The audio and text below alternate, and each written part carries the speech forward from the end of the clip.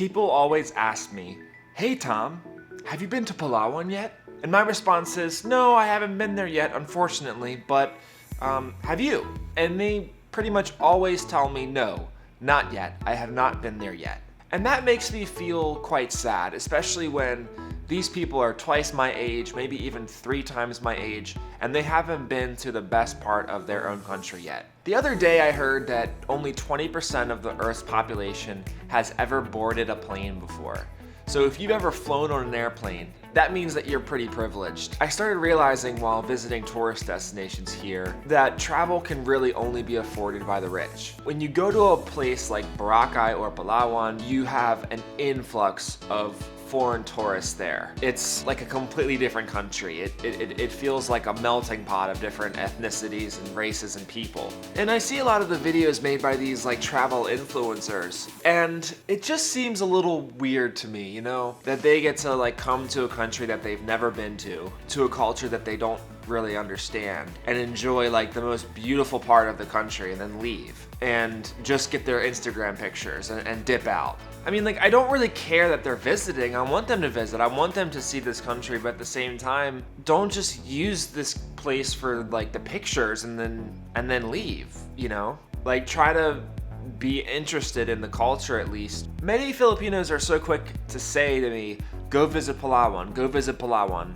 That's your national gem, right?" And they tell me to go there even though they have never been there before. Isn't that sad that a foreigner can go enjoy the most beautiful spot of the Philippines while many of the locals can't? And I also find it quite sad that a lot of the locals tell me to go to the same places, like Palawan and Boracay. I hear that all the time. But the problem is there's other beautiful places here in the Philippines that are everywhere. There's beautiful places in Mindanao.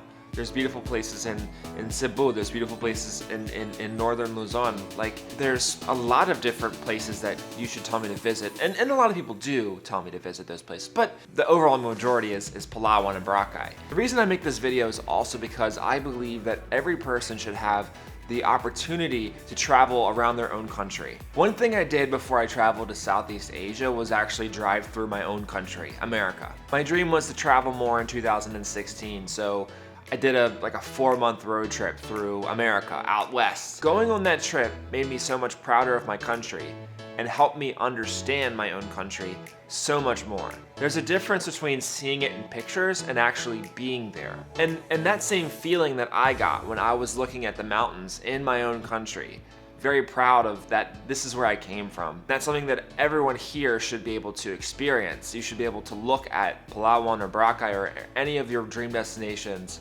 and enjoy it for yourself, and not just look at some foreign vlogger going there and showing you that place. You know, it's heartbreaking that it happens here, but it also happens in America. A lot of my friends, they haven't been able to go out west because, you know, they can't afford it, and some of them, they just don't want to. I'm just pointing out a sad reality that when you come to a country like the Philippines, a lot of the people just don't get to see the most beautiful parts of their country. While you as a foreigner, you get to go super easily, but that's a dream destination for so many other Filipinos. And the least that you could do is at least try to understand the culture and at least try to spend a couple more weeks here and try to learn a little bit more about this great country. And that's all that I ask, and that's all that I think we should do at the end of the day. All right, thank you for watching. Tom out.